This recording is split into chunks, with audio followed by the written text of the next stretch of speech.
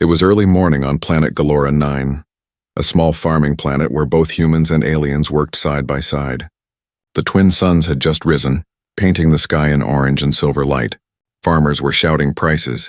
Machines were buzzing and trading ships flew above the dusty fields. Among all this noise, one voice stood out, loud, deep, and strange.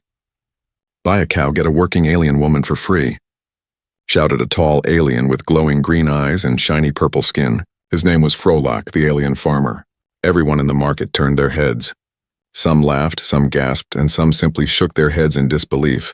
Frolak stood proudly near his stall. Behind him, metal cages were lined up. Inside the cages were cows, but not normal cows. Their eyes sparkled like glass, their bodies shimmered faintly, and they gave off a low humming sound, as if tiny engines were working inside them.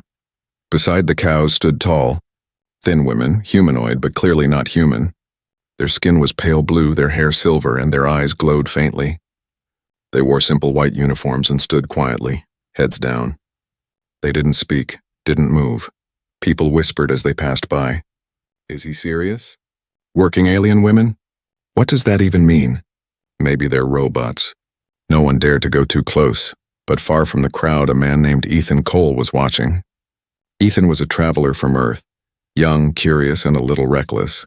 He had come to Galora 9 searching for old alien technology to sell back home. But this was something new. Ethan pushed through the crowd, his boots kicking up red dust. "A cow and a working alien woman?" he said, raising an eyebrow. "That's one strange offer, even for Galora." Frolak's green eyes sparkled. "Ah, human. You have good ears. Yes, buy a cow and I give you a worker. Free, no extra charge." "Very good deal." Ethan crossed his arms.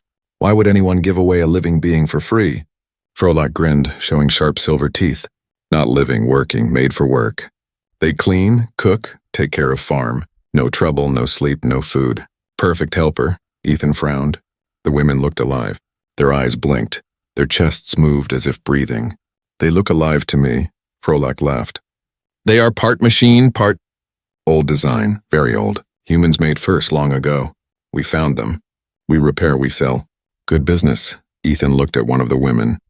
Her eyes met his for a brief second, calm, sad, and almost pleading. It made his stomach twist. Something wasn't right. The market crowd began to thin as the day grew hotter. Frolak continued shouting his offer. A few buyers came, but most left quickly, whispering that it was cursed. Ethan stayed. He walked around the stall, pretending to check the cows, but his eyes kept going back to the alien women. He noticed something, small marks behind their necks like metal plugs. Each woman had the same mark, faintly glowing blue. He whispered, "What are you really?" Then suddenly one of the cows let out a strange sound, not a moo but a sharp electronic cry. Everyone froze. Sparks flew from its eyes and it collapsed. One of the women stepped forward, her hand shaking. For the first time she spoke in a soft, human-like voice. "Help." Frolak turned instantly, his face twisting in anger. "Silence," he shouted. He pressed a button on his wrist device and the woman went still again, like a statue. Ethan felt a chill run down his spine. The crowd backed away. Frolak laughed again, but his voice was nervous now. "Old model glitching. Nothing to worry about. Buy now before they stop working completely." Ethan stared at the motionless woman, then at Frolak. Something inside him whispered, "This isn't business. This is slavery." As the sun began to set, Ethan made a quiet decision. He would return that night. He had to know the truth, who these women really were and why the alien farmer was giving them away. When the market closed, Frolak covered his cages and left, locking everything behind a steel gate. The area fell silent. The twin moons rose high. Ethan waited in the shadows, watching. When Frolak disappeared over the hill, he stepped forward slowly, his flashlight trembling in his hand. The silence was heavy. He reached the cages. "Hey," he whispered to the still woman. "Can you hear me?" Her eyes opened suddenly, glowing bright blue. "We are not what he says we are," she whispered. "Then, what are you?" Ethan asked. She looked up at the sky, her eyes reflecting the moons. "We were human once." The night wind blew softly across the empty market of Galora 9. The stars above looked like tiny eyes watching everything. Ethan stood still, his heart beating fast. He couldn't believe what he had just heard. The alien woman said they were once human. He looked at her again. Her skin was pale blue, her eyes glowing faintly in the moonlight. "You were human?" he asked quietly. She nodded slowly. "Long ago. Before the farmers came. Before the machines." Ethan felt a shiver down his spine. "What happened to you?" She tried to speak, but her voice broke into static like a radio losing signal. "They changed us. For labor. For control." Ethan looked around nervously. "Who did this to you, Frolak?" The woman's eyes flickered. "No, bigger than him. The company that built this world. Galora Systems." Before Ethan could ask more, a faint sound came from behind. Footsteps. He quickly hid behind a pile of metal boxes. Frolak was returning, his green eyes glowing in the dark. He walked slowly, carrying a small silver case. The alien woman went still again, lifeless, pretending to be off. Frolak opened the cage door and kneeled beside her. He took out a strange device like a scanner and waved it near her neck. "You should not talk," he muttered. "They will come to check soon." Ethan watched in silence. He noticed something. When Frolak scanned her, a small hologram appeared in the air. It showed numbers, names, and a word at the top. Project Hera. Ethan frowned. Project Hera. What is that? When Frolak left again, Ethan came out from hiding. He looked at the woman. "Project Hera, is that what you are?" She blinked slowly. "Yes, human enhancement and replication assembly. We were part of an experiment. They wanted to make perfect workers. No hunger, no sleep, no rebellion." Ethan's hands clenched. "And you ended up as products on a farm?" She nodded, her voice trembling. "We were told it was to save humanity. Then we were sold." Ethan took a deep breath. He couldn't just leave. "I'll help you," he said. She looked at him with disbelief. "You can't. There are hundreds like me, under the farms, in the machines. If you free me, they will come for you." Ethan smiled faintly. "Then I'll have to be faster than them." He found a small tool in his pocket, a magnetic unlocker used by traders. Carefully, he placed it on the cage door. The lock clicked open. The woman stepped out slowly, her movements stiff but graceful. "Can you walk?" Ethan asked. "Yes, but the signal in my neck will alert them soon." "Then we move," Ethan said quickly. He led her through the dark market, hiding behind broken ships and empty stalls. As they passed one of the storage buildings, Ethan noticed something strange. A tunnel entrance covered by a metal plate with the same logo, Galora Systems. A soft hum came from below. "What's down there?" he asked. The woman looked at the ground, her voice soft. "The factory, where they make more of us." Ethan stared at the tunnel. He felt both fear and curiosity. "If that's true, we need to see it." The woman hesitated. "It's dangerous. The guards are not alive." "I've dealt with machines before," Ethan said, forcing a grin. "Let's go." They lifted the metal plate and climbed down. The air below was cold and filled with the smell of oil and metal. The tunnel walls glowed faintly blue, covered with wires and symbols in alien language. As they moved deeper, the woman whispered, "They keep the new models here, and the old ones they can't fix." Ethan asked, "What do they do to the old ones?" She looked down. "They erase them." The tunnel opened into a large underground hall. Ethan froze. Hundreds of glass pods stood in rows. Inside each pod was a sleeping alien woman, connected to wires and glowing fluid. Machines moved slowly between them, scanning and injecting. "This is insane," Ethan whispered. "It's like a human farm," the woman nodded sadly. "This is our prison." Suddenly, a loud alarm echoed through the hall. Red lights flashed. "Unauthorized entry detected," a robotic voice said. Ethan grabbed the woman's hand. "Run!" They sprinted through the rows of pods as metallic guards, tall, spider-like robots, dropped from the ceiling. Their eyes shone red, weapons glowing. Ethan ducked behind a machine and shot a spark blaster he carried, hitting one robot's sensor. Sparks flew as it crashed to the floor. The woman placed her hand on a control panel nearby. The screen flickered and she whispered a code. "I can open the exit, but it will alert them more." "Do it," Ethan shouted. The door ahead opened with a loud hiss. They ran through as bullets of blue plasma hit the walls behind them. When they reached the surface, Ethan turned to see the tunnel collapse behind them. The ground shook and dust filled the air. The woman looked at him, her face calm but eyes full of fear. They will not stop, Ethan. They will hunt us now. Ethan took a deep breath, looking toward the horizon where the twin suns were rising again.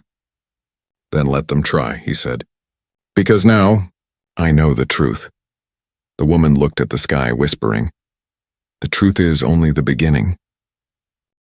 The twin suns of Galora 9 rose slowly, spreading light over the dusty farmlands. Ethan and the alien woman stood at the edge of the broken tunnel, covered in ash and dirt.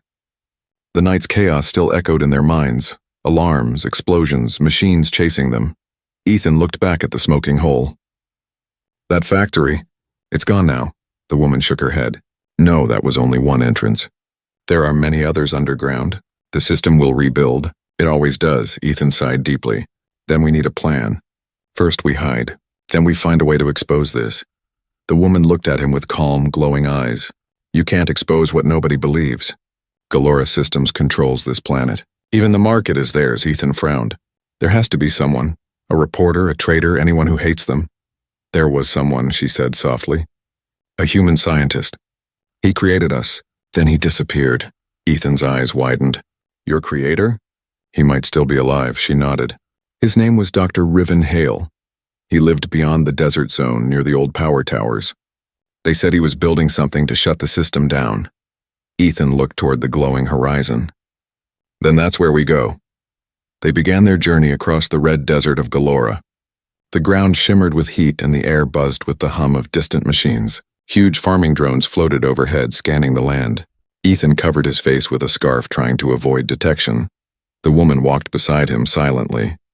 After a while, Ethan asked, Do you remember your human life? She paused for a moment. Pieces, faces, feelings. I remember sunlight, music. Maybe a family. But it's like looking through fog. Ethan nodded slowly. That's still something. Maybe we can bring it back. She smiled faintly. You're strange, Ethan. Most humans here don't care. They only buy and sell. He smirked. Maybe I'm a bad businessman.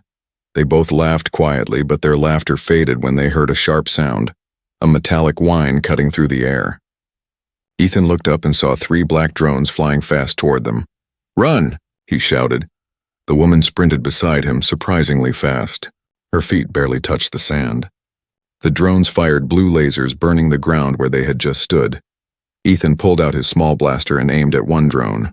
He hit its sensor and it spiraled down, crashing into the sand. But 2 more kept coming. The woman suddenly stopped and placed her hands on the ground. The sand around her began to glow blue. The remaining drones froze midair, shaking violently before exploding. Ethan's jaw dropped. What did you just do? I used the signal they left inside me, she said, breathing heavily. I can control them for a short time, but it hurts. Ethan looked at her with awe and worry. You're more powerful than you think. She looked down, her voice soft. Power isn't freedom.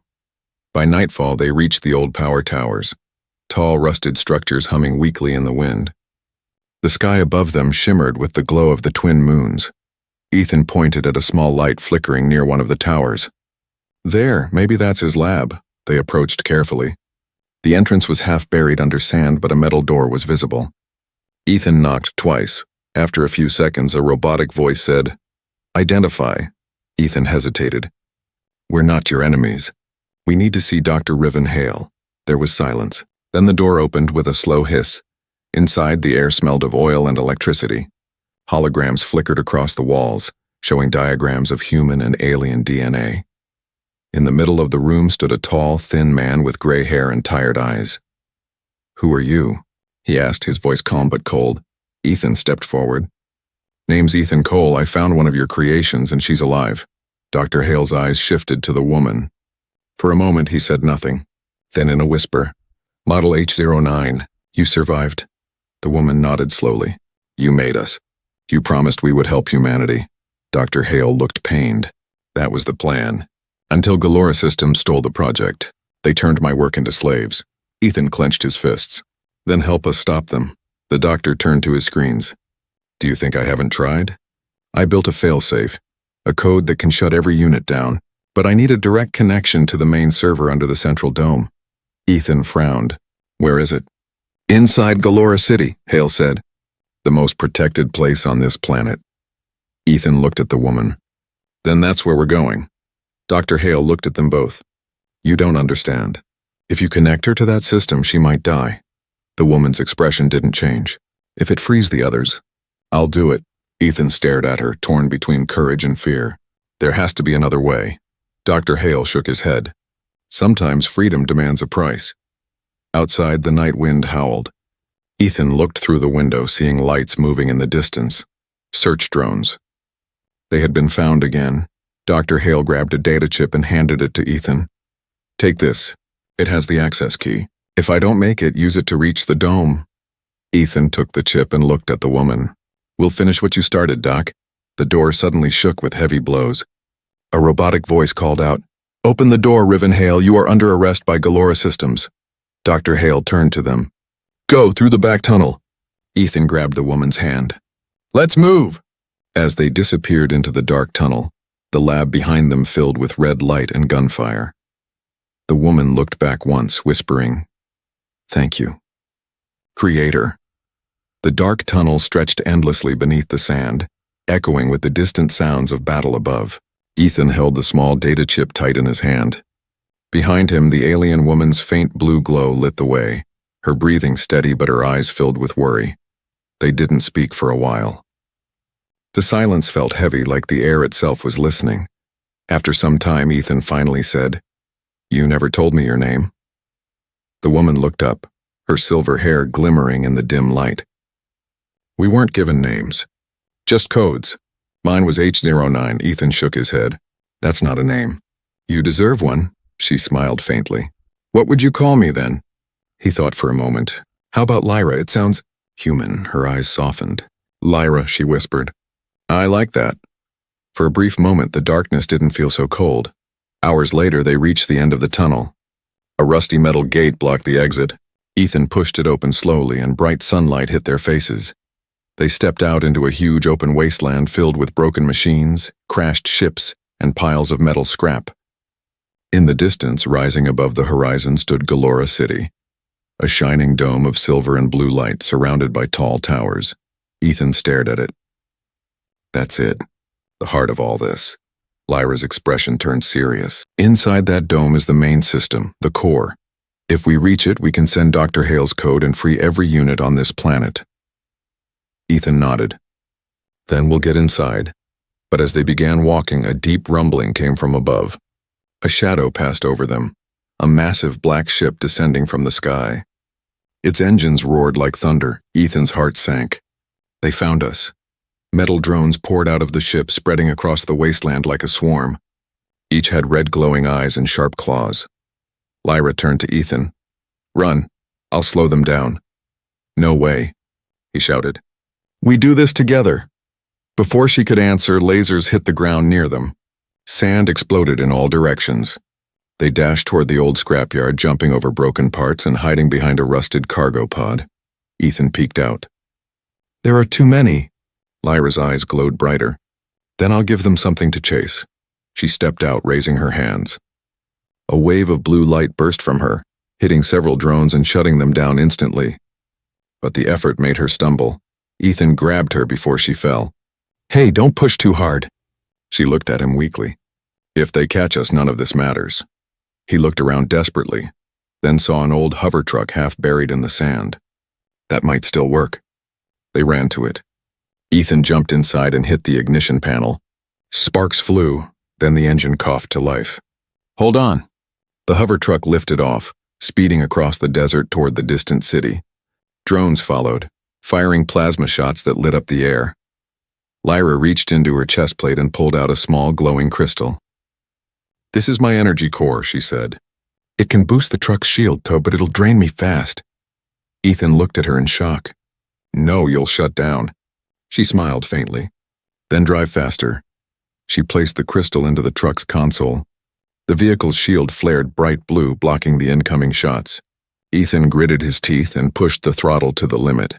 The ground blurred beneath them. After several tense minutes, they finally crossed the city's outer perimeter. Giant silver gates loomed ahead. How do we get in? Ethan shouted. Lyra focused, sending a pulse from her wrist. The gates flickered, then opened just enough for the truck to slip through. They burst into the city's lower sector. a maze of neon lights, factories, and walking machines. The people here were mostly workers with robotic implants moving like shadows under the giant towers. Ethan parked the truck in an alley and helped Lyra out. She was weak, her glow dimming. He looked at her with concern. "You need to rest." Lyra shook her head. "No time. The core is at the top of the central dome." She pointed at the tallest tower glowing in the distance. "That's where we end this." Ethan checked his blaster. "Then we go straight through." Before they could move, a soft mechanical voice came from behind. "You shouldn't have come here," they turned. A tall android guard stood at the alley's entrance, holding a plasma rifle. But his eyes, they weren't red like the others. They were blue. Lyra stepped closer. "You're one of us," she said quietly. The android nodded. "I was Model H03. I escaped before they erased me. I've been hiding here." Ethan's eyes lit up. "Can you help us reach the core?" The android looked at Lyra, then at the sky. "If you carry Dr. Hale's key, then yes. But be warned. The core is guarded by something far worse than drones." "What is it?" Ethan asked. "The Guardian," the android said softly. "A machine made from human minds. The last defense of Galora systems." Lyra's voice was calm but firm. "Then we'll face it," the android nodded slowly. "Follow me. The city above is full of cameras, but I know the paths beneath." As they followed the android through the narrow tunnels below the shining city, Ethan couldn't stop thinking about what lay ahead. A human-made monster, guarding the truth of a planet built on lies. Lyra looked at him and whispered, "No matter what happens, Ethan, promise you'll finish this." He looked back at her, his eyes full of determination. "I promise." Above them, the core's tower pulsed with a steady light, like a heartbeat waiting to stop. The tunnels under Galora City were cold, wet, and filled with the echo of distant machines. The walls pulsed faintly with blue light, like veins carrying energy through the metal body of the city. Ethan, Lyra, and the android H03 moved quietly, their footsteps soft against the steel floor. H03 led the way. His movements were mechanical but careful, as if he had walked these paths many times before. "Stay close," he whispered. "The sensors here can detect body heat. If they find us, we'll have only seconds to run." Ethan glanced at Lyra. Her glow had grown dimmer, but her eyes were sharp and focused. "You okay?" he asked softly. She nodded. "I can still move. That's all that matters." They turned a corner and entered a vast underground chamber filled with pipes and old cables. H03 stopped near a control panel and started typing in codes. "This tunnel connects directly to the core tower," he explained. "But the entrance is sealed with biolocks. Only someone with human DNA can open it." Ethan frowned. "Human DNA? That's me, I guess." H03 nodded. "Exactly. You'll have to touch the panel, but once it recognizes you, it will alert the Guardian." Ethan took a deep breath. "Then we'll just have to be ready." He placed his hand on the cold metal panel. A soft light scanned his palm. The door ahead groaned and slowly opened, releasing a gust of cold air. A massive chamber lay beyond, glowing tubes, moving platforms, and a tall spiral of energy rising into the ceiling. At the center of it all stood the core, a huge sphere of light surrounded by machinery. It pulsed rhythmically like a living heart. Ethan whispered, "That's it. That's the system running this whole planet." Lyra stared at it in awe. "It feels alive." Before they could take another step, a deep voice echoed through the chamber, calm, powerful, and emotionless. "Unauthorized presence detected." The lights dimmed. A massive structure emerged from the shadows and the Guardian. It was over 10 feet tall, made of metal and cables, but its face was human, or at least what was left of one. A pale human face frozen inside a glass mask, eyes glowing red with digital fire. "Dr. Riven Hale's failsafe detected," it said in a distorted voice. "Termination required." Ethan raised his blaster. "We're not here to destroy what, we're here to free them." The Guardian's voice deepened. "Freedom is chaos. Order is survival." Without warning, it moved. Its massive arm swung down, smashing the floor. The shockwave threw Ethan to the ground. Sparks flew everywhere. H03 charged forward, firing energy blasts. The shots hit the Guardian's chest, leaving scorch marks but doing little damage. The giant turned and struck H03 with one blow, sending him crashing into a wall. "Tree!" Lyra shouted. Ethan crawled behind a console. "Lyra, the chip." We need to insert it into the core. Lyra nodded and ran toward the glowing sphere. The Guardian turned, its sensors locking on her. Model H-09 detected. Creator's prototype. High priority target. It raised its arm and fired a beam of red energy. Lyra barely dodged, rolling behind a pillar. The blast melted metal like butter. Ethan aimed his blaster at a weak spot in the Guardian's leg joint and fired. The shot hit true, making the giant stumble. "Over here, Tin Face!" Ethan shouted. The Guardian roared in digital rage and turned toward him. That gave Lyra just enough time. She reached the core and pulled out the data chip. Her voice trembled but stayed firm. "For all of us." She placed the chip into the core's slot. Instantly, the sphere glowed brighter. Streams of data and light shot out across the room. The Guardian screamed as circuits sparked from its chest. "System override initiated," a calm digital voice said. Lyra fell to her knees, her glow flickering. "It's working." Ethan rushed to her. "Lyra, stay with me." The Guardian staggered, its voice breaking into fragments. "You cannot free them." It raised its arm for one last strike, but H-03, half damaged, appeared from behind and threw himself at the Guardian's leg. "Now, human, finish it." Ethan grabbed a loose energy cable and jammed it into the Guardian's chest. A burst of electricity surged through the air. The machine screamed, half human, half metal, before collapsing to the floor in a cloud of smoke. The room fell silent. Only the hum of the core remained. Then across the city, a soft sound began to rise, like whispers. Every worker, every artificial being, every machine paused.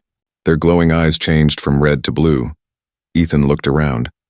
"It's happening. They're free." Lyra smiled weakly. "We did it."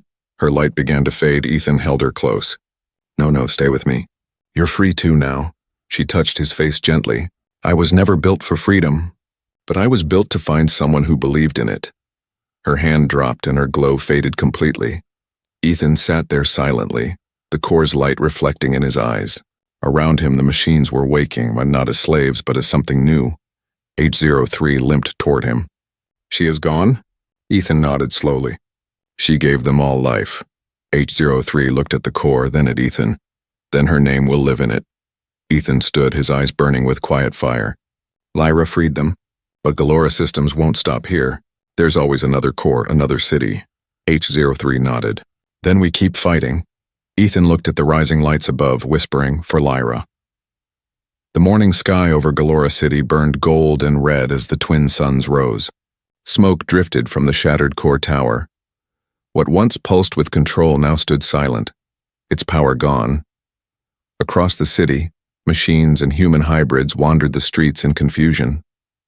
Their red eyes had turned blue, their movements calm. They were free, but they didn't know what to do with their freedom. Ethan stood on the rooftop of a nearby building, staring at the ruins of the core. Dust clung to his clothes and his face was pale from exhaustion. He still held Lyra's crystal, the glowing shard she had pulled from her chest. It was dim now, but not dead. Beside him stood H-03, damaged but functional. His arm was missing and sparks flickered from his shoulder. Yet his voice remained steady. "The system is offline. Every slave unit on the planet is disconnected from the control network." Ethan nodded slowly. "She did it." Lyra actually did it. He looked down at the city. Some machines were helping each other stand. Others simply looked up at the sky, as if seeing it for the first time. H-03's voice lowered. "Freedom is confusing. They were told what to do for years. Now they must decide for themselves." Ethan tightened his grip on the crystal. "Then I'll help them. I won't let her sacrifice be wasted." Down in the streets, the silence was broken by voices, both human and mechanical. Groups of workers gathered near the market square, their old fear replaced by uncertainty. One human trader shouted, "The system's gone. Who'll pay us now?" Another answered, "Maybe we don't need them anymore." The machines watched, unsure how to respond. One of them, a tall unit with faded markings, stepped forward. "We do not wish to fight," it said slowly. "We only want peace." The humans fell silent. From the shadows, Ethan and H-03 emerged. Ethan climbed onto a broken transport truck and raised his voice. "Listen to me. You were all part of the same lie. Humans and machines both. Galora Systems used us all. But today we end that." The crowd listened. His words echoed through the square. They wanted us to believe we couldn't survive without control. but Lyra proved them wrong. She gave her life to show we can be more than tools, more than property. We can choose. A soft murmur rose through the crowd. One machine whispered, "Lyra." Ethan held up the crystal and it glowed faintly, as if her spirit heard him. She believed freedom is not given. It's taken back. For the first time, humans and machines cheered together. But far above the city, hidden behind the clouds, a black satellite hummed to life. Deep inside it, lights flickered. An emergency protocol from Galora Systems headquarters far beyond the planet. A cold, digital voice spoke. Core unit destroyed. Reconnection sequence initiated. Deploy command beacon. Back on the ground, H-03's sensors blinked. "Ethan, something's coming." "What do you mean?" Ethan asked. "The system wasn't completely destroyed. There's a backup. A signal from orbit. It's trying to take control again." Ethan looked at the sky. "Then we end it for good." He turned to the crowd. "Everyone who can fight, we need ships. Drones transports anything that flies." Machines immediately began to work, repairing broken crafts and gathering fuel. Humans joined them, some nervous, others determined. Within hours, a fleet of old, half-damaged ships rose from the desert floor. Ethan climbed into one, checking the controls. 03 sat beside him. "You do realize we might not come back?" Ethan smiled faintly. "I've already lost one friend. I'm not afraid to lose myself too." The engines roared to life. As the fleet rose through the orange clouds, the vast satellite came into view. A cold, dark machine orbiting Galora 9. It was huge, almost the size of a city. Thousands of cables reached down from it like black roots connecting to the planet below. Ethan felt a chill. "That's the real core," H-03 nodded. "If we destroy it, no system will ever enslave this planet again." The radio crackled with voices from other ships. "We're ready, Commander Ethan." Ethan grinned slightly. "I'm not a commander. I'm just a man with a promise." Then he pushed the throttle forward. The ships charged toward the satellite. Laser fire lit up the sky. The beacon's defense turrets activated, firing bright red bolts. Ethan's fleet weaved between them, returning fire. Explosions bloomed in the clouds. Inside the cockpit, alarms screamed. "Shields at 30%. H-03 shouted, "Hold steady." Ethan yelled. They dodged another beam, then dove toward the satellite's main reactor, a glowing red core pulsing like a heartbeat. Ethan opened a compartment and took out Lyra's crystal. It pulsed gently as if it knew what was coming. "She started this," Ethan said quietly. "She'll finish it." He placed the crystal into the reactor control port. It fit perfectly. The ship's systems glowed blue, then overloaded with energy. "Warning, overload in progress." H-03 looked at him. "Ethan, if this goes off, I know," Ethan interrupted. "But this is the only way." The ship dove straight into the reactor chamber. Everything around them turned white with light. From the planet below, people looked up as the sky exploded into a beautiful storm of blue and gold energy. The black satellite shattered, its cables snapping and burning in the atmosphere. For a moment, the world held its breath. Then saw utter silence. The control signal vanished forever. In the quiet aftermath, a soft voice echoed across the planet's communication grid. It was Lyra's voice, calm and clear. "You are free now, remember. What makes you human is not your body, but your choice." Tears filled Ethan's eyes as he listened. The crystal's light faded completely in his hands. A03 looked out at the rising sun. She is gone. But her code lives inside every free mind. Ethan smiled faintly, whispering, "Goodbye, Lyra." The skies of Galora 9 were quiet for the first time in years. The black satellite that had ruled the planet from above was gone, burned into dust, its cables falling like rain of fire across the desert. The war was over. For a moment, the planet seemed to hold its breath. The machine stopped moving, the humans stopped shouting, and the wind whispered across the empty plains. From the ground, people looked up and saw something they had never seen before, the sky turning bright gold, free of the red lights that once controlled it. It was the first real sunrise of Galora's freedom. Down in the old city, the broken core tower stood like a monument. Among the ruins, Ethan Cole opened his eyes. He was lying under a pile of metal, his ship destroyed, smoke all around. His body ached, but he was alive. The air smelled of burnt circuits and dust. He pushed away a broken beam and slowly stood up. The first thing he saw was the faint blue glow of Lyra's crystal, lying a few feet away. He picked it up gently. It pulsed once, caused a soft heartbeat, then fell still again. Ethan smiled weakly. "You did it, Lyra. You really did it." He looked around. The city below was alive again. Humans and machines were rebuilding side by side. Drones lifted fallen beams. Humans shared food and water. No one gave orders. They worked together, freely. From the distance, H-03 approached, his body still damaged but his eyes shining a calm blue. "You survived," he said. Ethan chuckled tiredly. "Barely. I thought that blast would finish me." "You are difficult to erase," H-03 replied, a hint of humor in his mechanical voice. Ethan looked at the rebuilding city. "It's strange. We spent all this time fighting for freedom, and now that we have it, nobody knows what to do next." H-03 nodded. "Freedom is not an end. It's a beginning." Days passed. The people of Galora began to organize themselves. The humans formed small councils. The machines joined them as equals. Together they created something new. The Galora Union, a world without masters or slaves. Ethan helped where he could, repairing ships, building new shelters, teaching machines how to farm without control codes. But even in peace, he felt something missing, the voice that had guided him through the chaos, the soft tone that had given him courage. One night, he climbed to the top of the half-destroyed core tower, the same place where Lyra had made her final stand. The stars above were bright and countless.